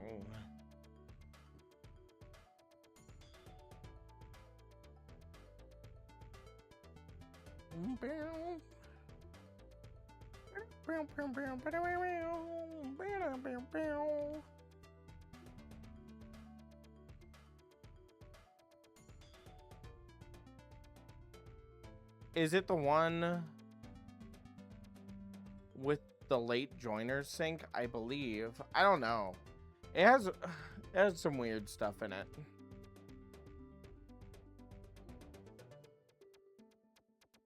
I actually drink the slurry straight from the drain tube. Yeah. That's how I become one with the stone. You know what I do? I inject it straight into my ass.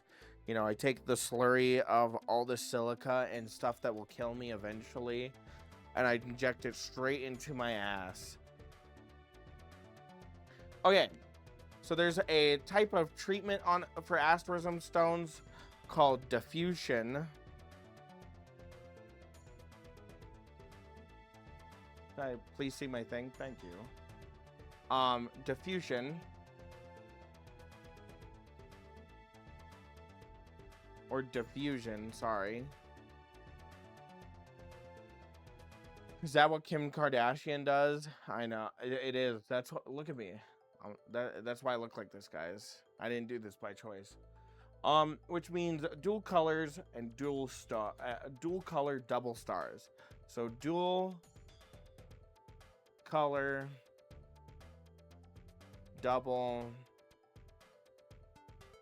stars. Okay, so usually that's one white one and one that exhibits the stone's body color. This was created by diffusion since the 1950s.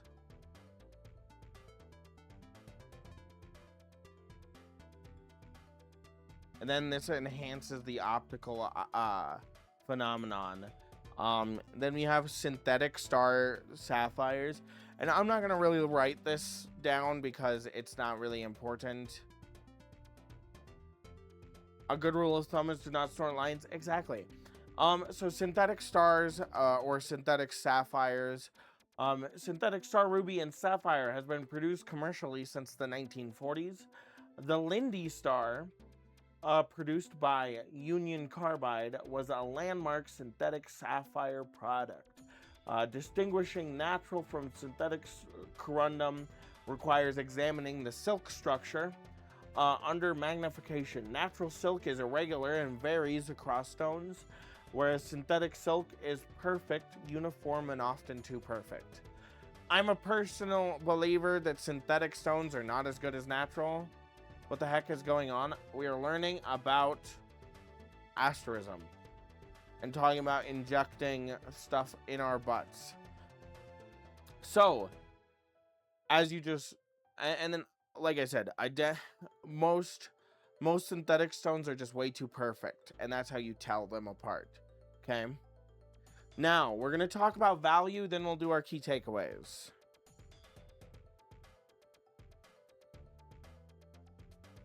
All dust is bad for you. Some dudes off themselves from cocoa powder inhalation. Yeah, dust is not good. Okay, so key takeaway is our star quality. This is how we GIA identifies star gems by 6 different quality. So it's usually the star quality. How sharp is it? The star quality, how sharp? How sharp? Because we want sharp, no fuzzy. Sharp, no fuzzy. This also is like how complete the star is, and then the centering of the rays, right? So centering is also really important. Centering. Then we have body color, which is usually the depth and saturation of a stone. This is for things like star sapphires. Like, obviously, the deeper the blue, the better. Why does that P look off? There we go. Sharp. Okay, so body color. Okay. Then we have transparency.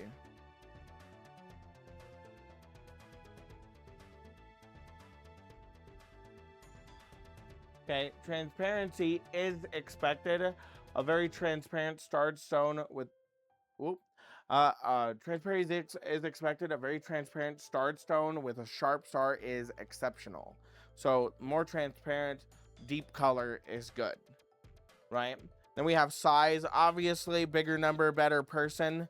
5 carats is less than 15 carats. 15 carats equals good money. And then we have origin. Origin. Right? So, star rubies from Burmese and star rubies from like Sri Lanka and Kashmir are more expensive than any other places. It's just the same as like star garnets from Idaho tend to hold higher prices. Off topic, but in a geometry final in high school, a kid snorted Pop Rocks, did a backflip, screamed, and ran to the nurse's office. That's crazy. Hey, thank you for the follow, Sexy Red Wolf. At least he went to the nurse's office. True. Hi, Hyperu. Hello. Okay. So we'll finish this off by I'll read some notes and then I'll read you takeaways. Okay. So, star quality and body color are often in tension. The silk inclusions that produce the star also reduce transparency and can muddy body color. Stones with very vivid color and sharp stars are exceptionally rare, which is why fine rubies regularly surpass non-asterated rubies of similar size at auction. Okay, so we'll do our key takeaways now. Hi, Rocket! Oh my god, I gotta shout Rocket out, and then we'll do our takeaways, and then we'll do quiz.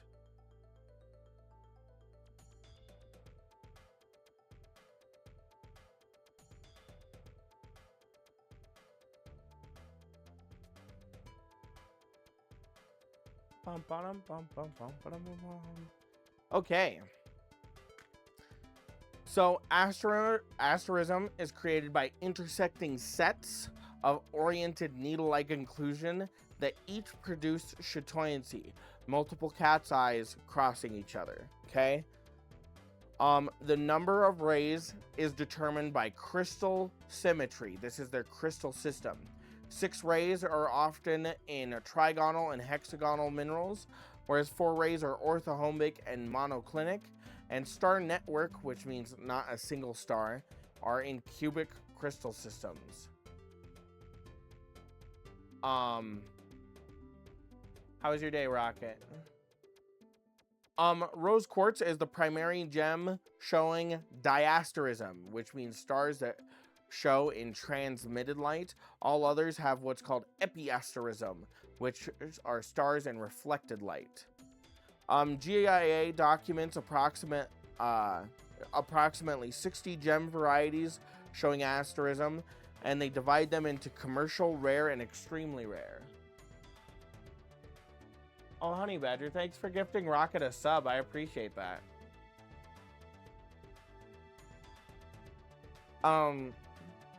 Star Alexandrite is one of the rarest, combining color changing and asterism as arguably the rarest optical combination in gemology. Cutting orientation is critical. The base of the cabochon must be parallel to the needle's inclusion plane of the star, will not appear centered. And then lastly, synthetic star corundum is identified by perfect uniform curved silk following the vernal bowel growth lines. Basically, perfect, not perfect, Synthetic, natural, not synthetic. Oh, Rocket has access to the trash Smokey. No. Okay. It is time for our quiz. Mind you, you guys do not have to use it and or do it now. You guys can also rewatch the VOD and do it then. So give me 1 second to get the Google form. I spent a lot of time on this. I think I did ass. Hooray. And then I'm gonna be honest, I don't know what to do after this. I'm a little overwhelmed. There's a lot of people here, and I didn't think there'd be that many. Okay, please use that form and take your test. It is quiz time. Games Q&A. We might talk for a bit while people are doing quiz. We'll talk for a bit while people are doing quiz. This is a notes thing, so you guys can do notes. Okay, it's quiz time. Quiz time. Quiz time. Quiz time. Please submit it, please. I worked very hard on it. Please do the quiz. If you have to rewatch the VOD, please do the quiz. Or if you have to use Google, I don't care. Just please do it.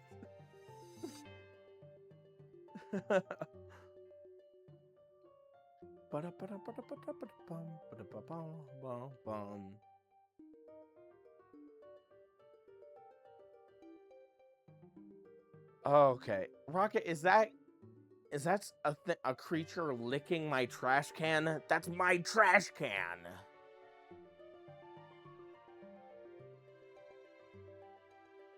Would faceted asteroided gems cause the star to become fainter? It would cause the star to break apart, which is not what you want in the star. Or is there a cutting technique that conserves the star? Cabochons preserve the star. I like the quiz, to be honest. That's pretty cool. I really try to. See y'all on the flip side. You got this, cats. This is the third quiz you've taken. The third one. Technically, you guys took some that I did on the board, but this is the third official quiz you've taken. And then next stream, we'll go through, like, if there's anything funny in there, like if we failed, if we bombed. Everybody's been doing pretty good. On the past two, we've been at a 90% success.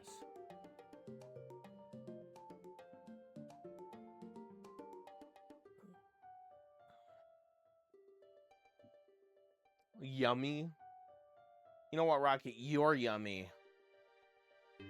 I bet, you know what? If Rocket was a paint, he would taste like oil paint. That's a... Guys, I'm not an artist. Is that like a paint?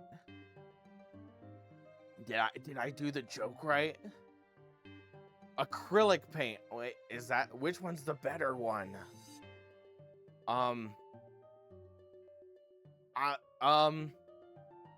Rock paint. That's a thing. They used to make pigments out of lapis lazuli and cinnabar. That killed people. But they made it. When I get back from AC, are you good with me hitting you up on TG to talk about what we were... Yes, I would love that. I apologize for not answering. I've been doing the whole funeral stuff. So, yes, I would love to talk to you about that.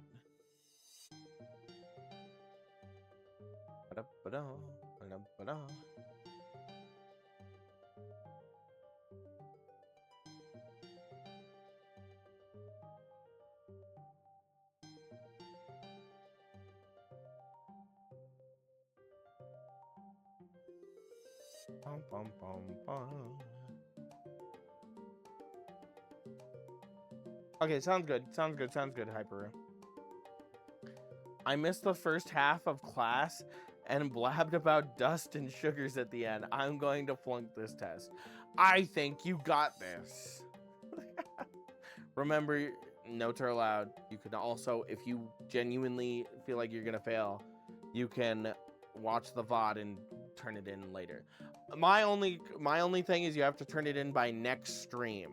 So, you got time.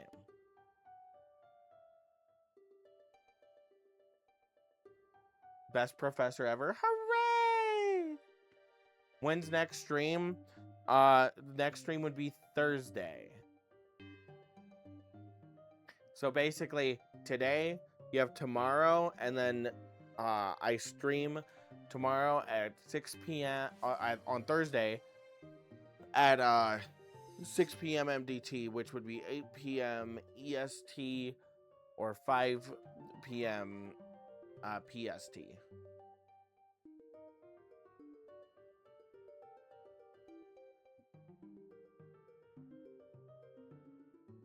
Your actual geo professor was super close to Smokey's level of professorness. I love this. I love this. Well, yeah, don't worry about it. The fact that you guys are doing it and taking a chance on learning something new is the important part.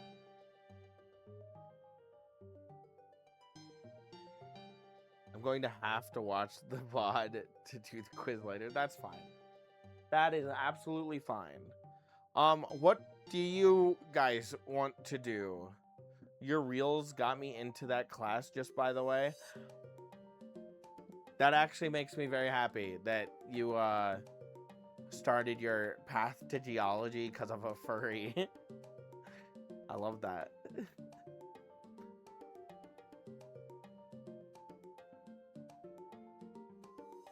I actually can't believe that.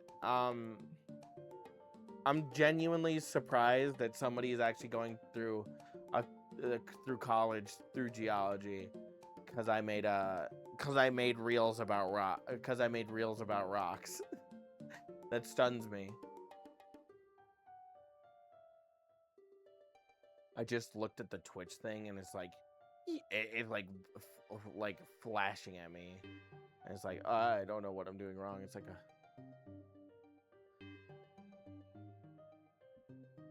I have to do a year of it for paleontology to get into UCLA. I believe in you. Everybody, we believe in Avis Corvus. I'm going to GIA because of Smokey's Reels. That's crazy. The fact that there will be a gemologist out there just because of my reels is crazy. We believe in you. Aw, thank you guys. Now this is the part of the class where you guys are allowed to critique me. You know, because you can't do that any other way. No, I'm joking. This is the part of the class where you tell me what I can do better. I know I was moving really fast, but I was trying to list all the important gems. Is there anything I could have done to make this class better?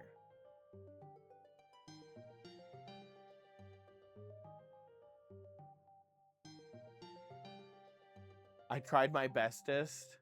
Hooray! We have our first submission! Oh my god. Oh my god!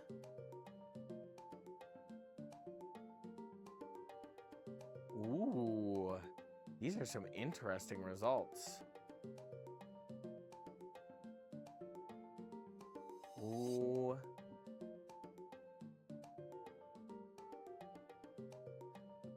Oh, I see Rocket turned one in, but I'm trying to tell which one's Rocket. I'm trying to tell which one's Rocket.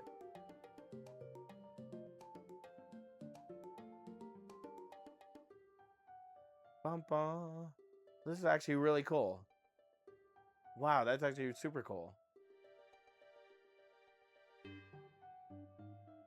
Did I get any right? I think you did, Rocket, actually.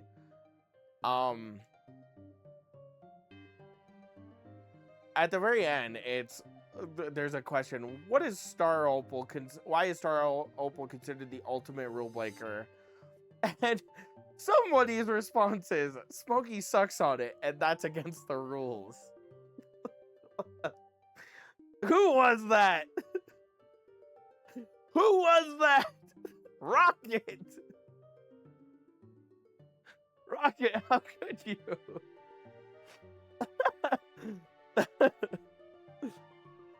Oh, that's crazy.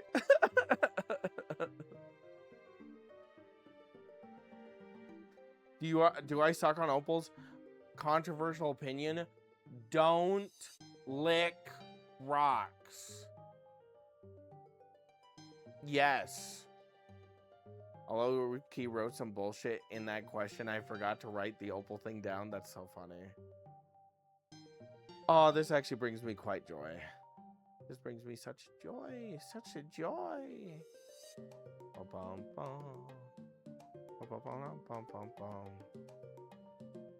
Because it's incredibly rare. It cheated. But I really don't know.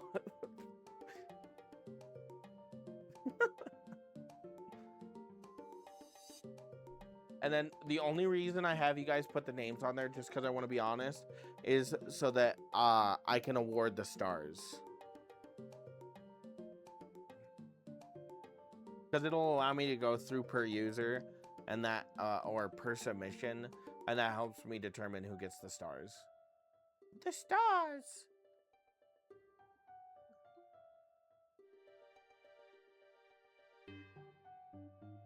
Do you ever feel like a waste of space? Your original cannot be replaced. If you only knew what the future holds.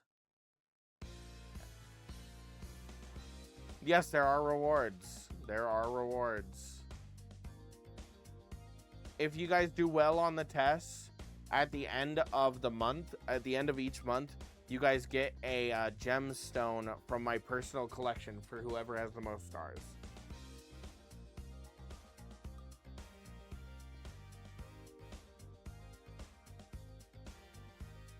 I would have cheated if there were rewards.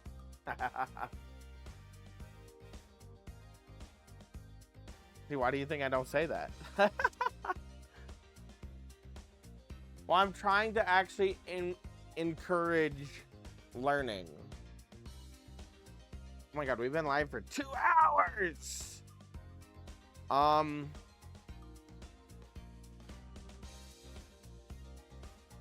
Okay. I think, friends, I think I am a little... I'm a little pooped. I'm a little pooped. I'm a little pooped. If I win, can I get the original Hope Diamond? No problem. I got you. 2 hours is almost as long as the 28 years later the Bone Temple. Whoa! I actually taught for that long. I gotta feed my face.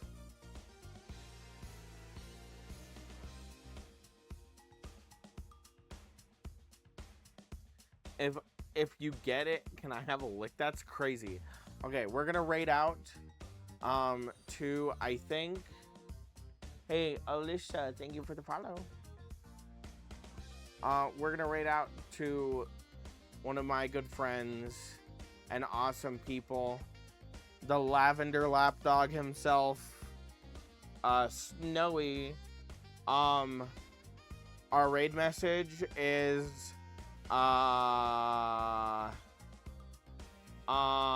don't snort dust. That's a good one. That's a good one. That's a good one. Don't snort dust. Okay, if you guys could use that raid message, that would make me feel great. That'd make me feel great. Okay. Bye-bye, guys. Bye-bye. Please copy and paste the raid message. We're leaving. We're leaving now.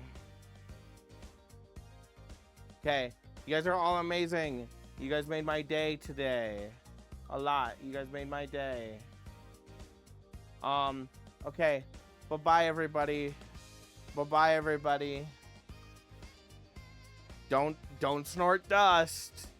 Copy the raid message. Don't snort dust.